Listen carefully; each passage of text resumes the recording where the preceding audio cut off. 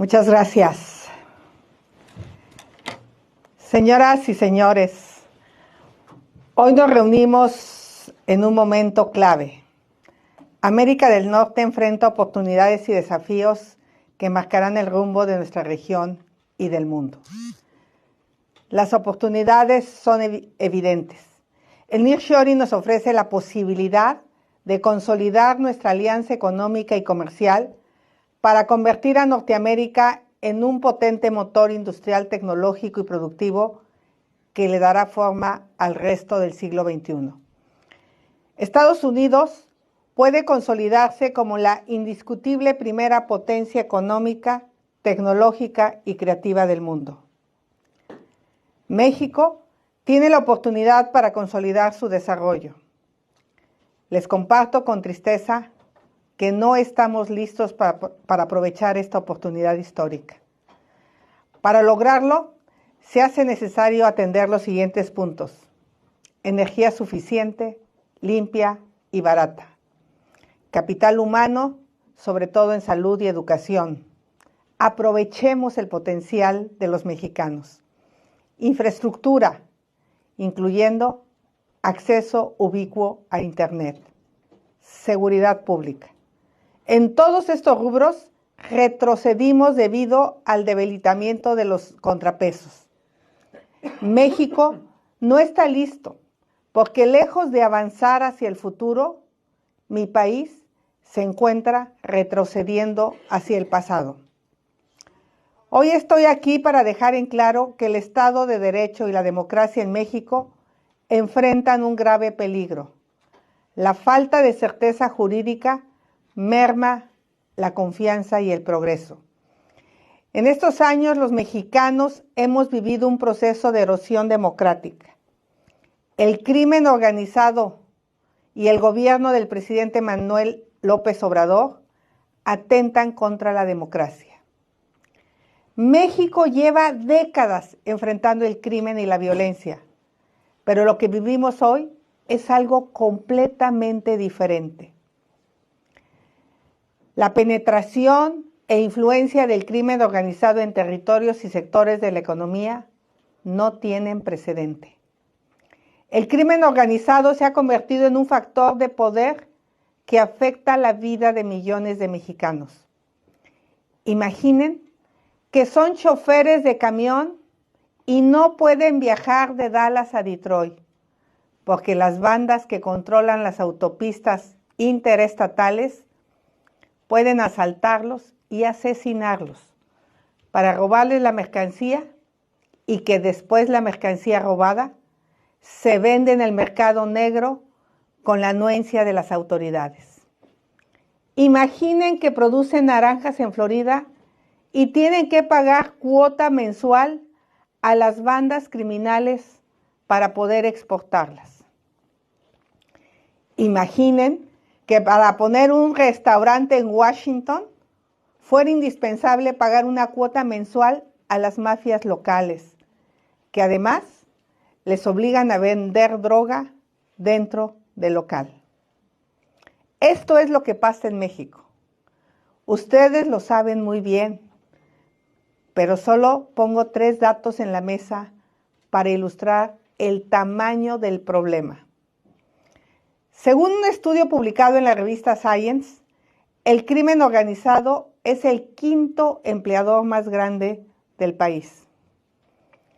El jefe del Comando Norte, Glenn Van Genk, afirmó en 2021 que el crimen organizado controla 1/3 del territorio de México. Según el INEGI, la Agencia Oficial de Estadísticas de México, el homicidio es la primera causa de muerte entre jóvenes de 15 y 35 años. El gobierno del presidente Andrés Manuel López Obrador ha acelerado y agravado este proceso a niveles sin precedentes. Destruyó las instituciones civiles de seguridad y abandonó a las policías locales, sin que la Guardia Nacional, creada por su gobierno, dé resultados. Ha vulnerado la esencia de las Fuerzas Armadas, asignándoles tareas que los distraen de su función de seguridad nacional. Más que una estrategia de seguridad, hubo una negligencia criminal, aplicando su eslogan de campaña: abrazos, no balazos. Los abrazos han sido para los delincuentes y los balazos para los ciudadanos. De facto, el gobierno mexicano dejó de pelear por la seguridad de la gente. En el mejor de los casos, López Obrador es débil e incompetente ante el crimen. En el peor, lo aprovecha para consolidar su poder. Por eso, ha debilitado a las autoridades electorales y ha atacado una y otra vez al Poder Judicial. Imaginen la siguiente escena en el contexto de Washington y de la democracia estadounidense. En mayo pasado, un gobernador mexicano llevó a las puertas de nuestra Suprema Corte de Justicia 2 ataúdes de tamaño real. Dentro de los féretros había 2 maniquís con los rostros de la ministra presidenta y un ministro de la Corte. ¿Cuál fue la falta que detonó esta grotesca protesta? Los ministros ahí representados osaron declarar inconstitucional una ley introducida por el presidente y apoyada por su partido que pretendía eliminar la autonomía de las instituciones electorales. Para el presidente López Obrador, un voto adverso de un ministro de la Suprema Corte equivale a una traición. Hoy amenaza con reformar la Constitución para destituir a los ministros de la Suprema Corte. Esto sería el fin de la independencia judicial en México y del único contrapeso que sigue de pie. En sectores como la energía, se cambiaron las reglas del juego de manera ilegal, forzando a las empresas a recurrir al litigio o negociar favores políticos, en un perfecto ejemplo de capitalismo de cuates. López Obrador también ha atacado, amenazado y presionado como ningún otro presidente lo había hecho a los periodistas y medios de comunicación. Hoy, México vive un proceso electoral con los dados completamente cargados a favor de la candidata del presidente. Ella cuenta con los recursos y programas del gobierno para intentar comprar el voto de los mexicanos más pobres. A pesar de sus promesas, este gobierno ha fomentado el capitalismo de cuates. Los 2 proyectos insignias de este gobierno han costado 3 veces más de lo presupuestado debido a la corrupción. En investigaciones periodísticas recientes se ha mostrado que los hijos del presidente se han beneficiado del tráfico de influencias. La corrupción es escandalosa, incluso para los estándares mexicanos. Amigos, sé que describo esta situación cuando ustedes también enfrentan un momento complejo. Este gran país tiene sus propios desafíos. Para Estados Unidos, la relación con México se ha limitado a 2 temas: migración y tráfico de fentanilo. Una agenda tan limitada es un enorme déficit de imaginación y de ambición. Recordando la memoria del gran académico Robert Pastor, debo decir que nuestra relación es mucho más diversa, rica y positiva. El potencial es enorme. Sin embargo, tengo que decirles con toda claridad, la continuidad de Morena en el poder es garantía de que ni la migración, ni el fentanilo, ningún otro problema bilateral encontrarán solución de largo plazo. Solucionar los problemas de migración y fentanilo requiere 3 cosas que el actual gobierno de México no tiene: visión de Estado, capacidad institucional y voluntad genuina de colaboración. La candidata del presidente solo promete continuidad y dice que México está mejor que nunca. No hay visión de Estado.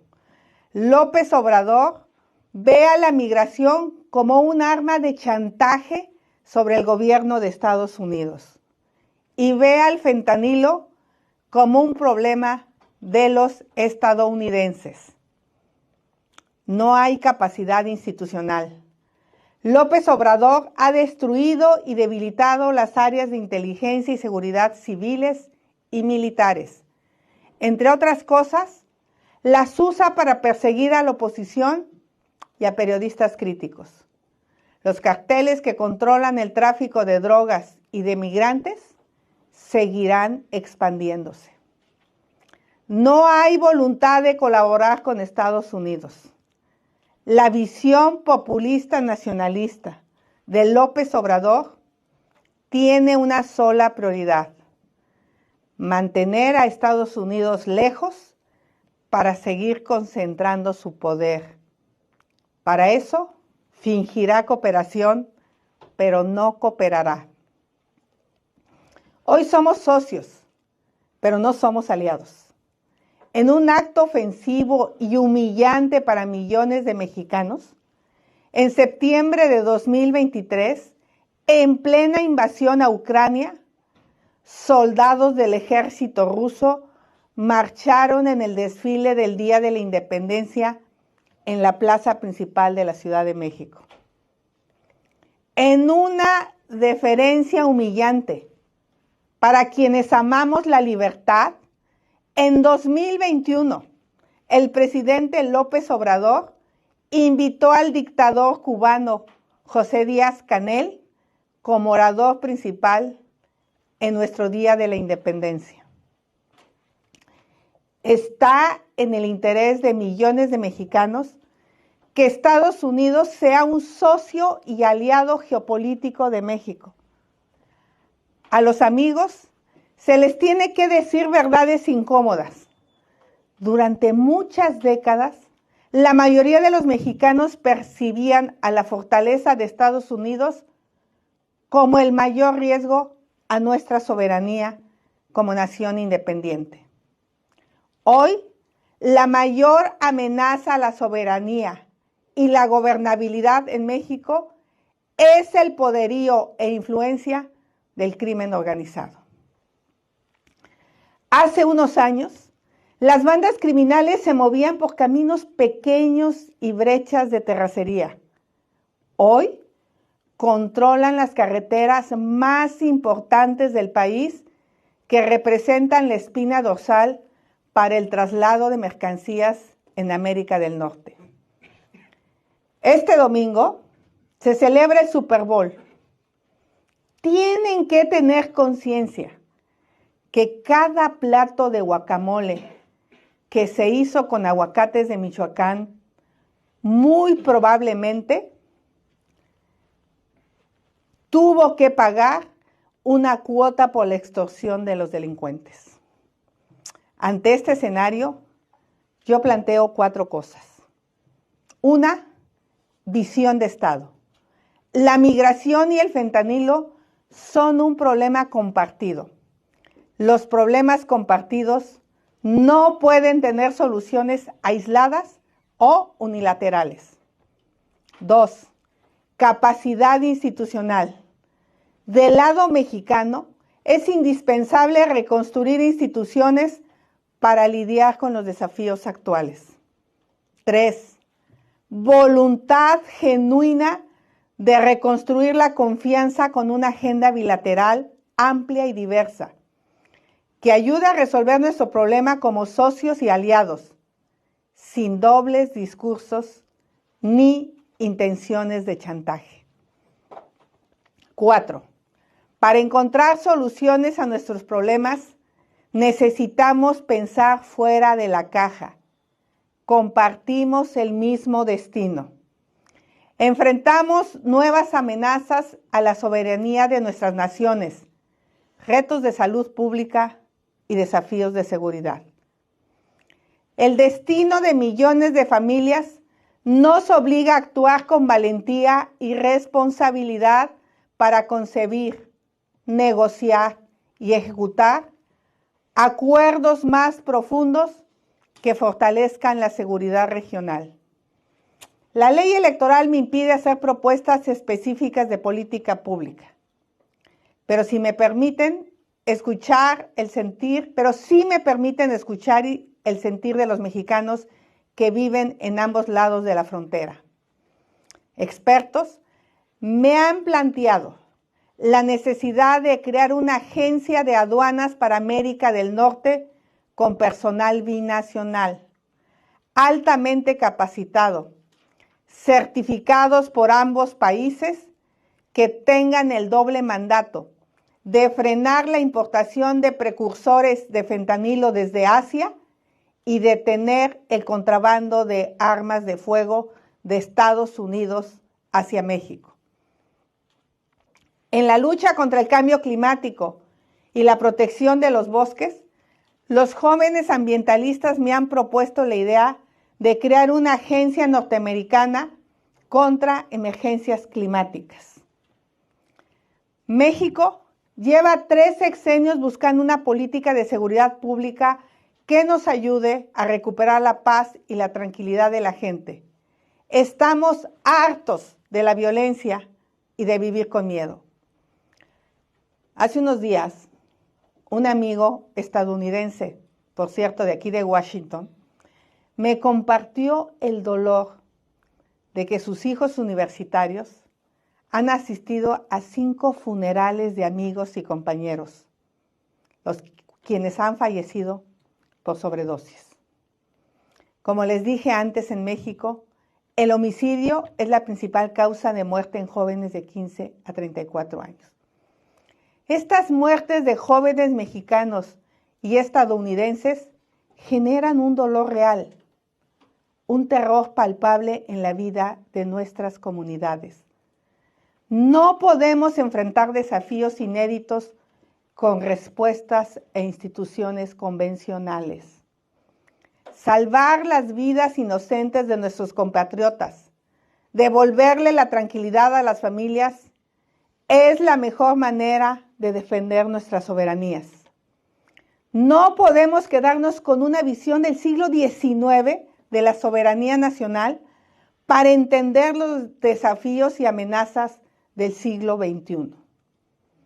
Que la confianza mutua y el respeto entre ambas naciones nos permitan concebir diseños institucionales y esquemas de cooperación que demandan las circunstancias. Finalizo mi intervención ofreciendo 2 escenarios para el futuro de México y Estados Unidos. En uno, México recupera el rumbo democrático y consolida el Estado de Derecho. Enfrenta al crimen organizado y recupera el control de su territorio.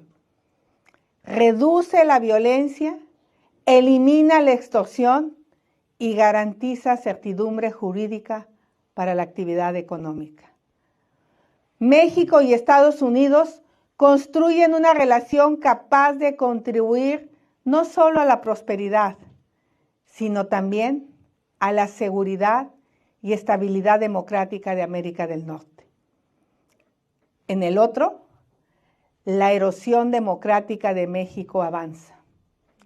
El crimen organizado crece y los militares se vuelven factor de poder político, pero son incapaces de brindar seguridad. Los mexicanos sufren la inseguridad, la extorsión y la violencia. Esto limita el crecimiento nacional y frena el desarrollo de regiones enteras. México sigue siendo un socio, pero no un aliado geopolítico de Estados Unidos. El gobierno populista de México coquetea con Rusia y China, amenazando con construir nuevas alianzas. En la elección presidencial y legislativa del 2 de junio, no solo está en juego quién gobernará México los próximos 6 años. Está en juego el orden constitucional y dos visiones completamente distintas de futuro. La elección es sin duda un asunto que solo compete al pueblo de México, pero en las circunstancias actuales es indispensable que las fuerzas democráticas de todo el mundo observen nuestro proceso electoral.